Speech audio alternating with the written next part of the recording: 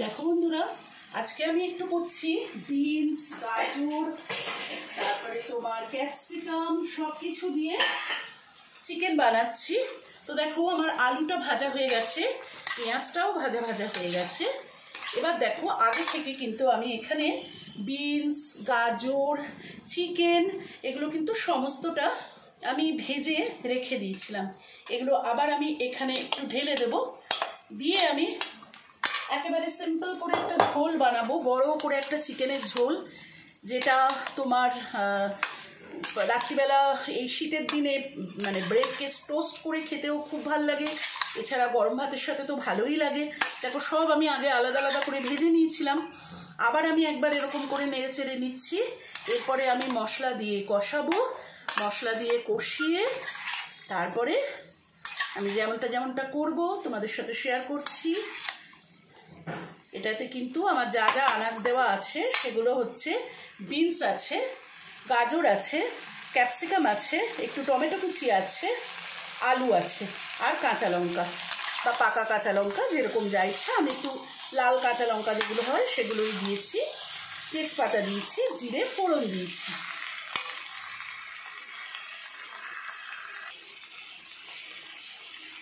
দেখো বন্ধুরা, আমার কিন্তু সমস্ত সবজি, আলু, চিকেন সব ভাজা কমপ্লিট হয়ে গেছে।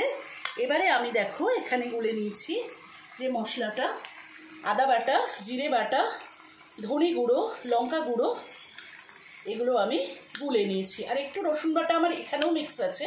আর যখন আমি পেঁয়াজটা যখন আমি ভাজতে বসিয়েছিলাম, অর্থাৎ আলাদা আলাদা করে যখন আমি ভেজে নিচ্ছিলাম বন্ধুরা, তখনও কিন্তু আমি পেঁয়াজ কুচি, এই রসুন কুচি পেঁয়াজ কুচির সাথে কিন্তু এই কড়ার মধ্যেই আমার একসাথে কিন্তু দেওয়া আছে। আশা করি বন্ধুরা দেখতে পাচ্ছ তোমরা।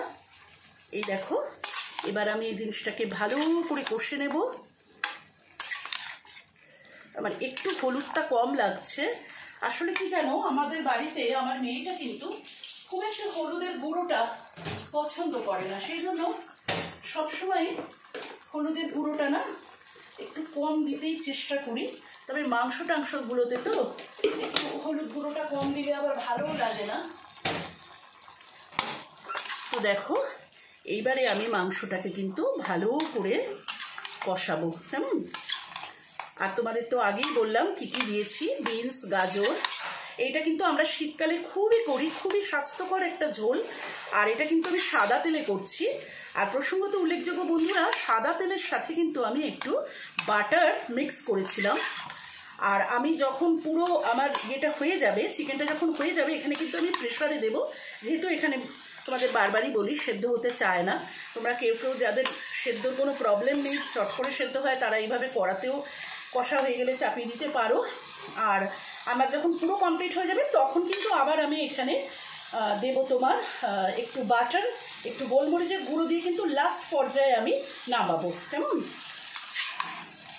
আর একটু গরম মশলা গুঁড়ো যদি ইচ্ছা করি দিতেও পারি, নাও দিতে পারি, কেন এটা একদম সিম্পলভাবে পাতলা অত্যন্ত সুস্বাদু একটা ঝোল হয়, ভীষণ খেতে ভালো লাগে। আর দেখো এই মশলা ধোয়া জলটা আমি মাঝে মাঝেই এইভাবে ছিটিয়ে ছিটিয়ে কিন্তু কষতে থাকবো।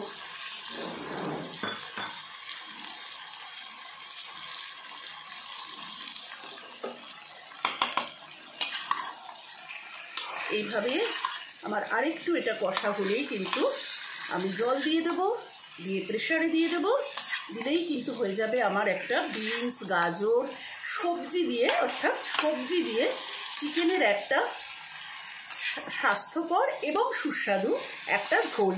আর জানো তো, আমরা যে এমনি কষা চিকেন টিকেন খাই সেগুলোর থেকেও এইরকম করে ঝোলটাতে কিন্তু ঝোলের স্বাদটা কিন্তু দ্বিগুণ হয়। আর তোমাদের বলেছি কিনা আমার মনে নেই, আমার কিন্তু এখানে একটু ক্যাপসিকামও কিন্তু আমি দিয়েছি, কেমন। এবার দেখো আমি এটা একটু ঢাকা চাপা দিয়ে দিয়ে আমার এটাকে হতে দিতে হবে। আর একটু কষা হলেই কিন্তু আমি এখানে জল দিয়ে দেব।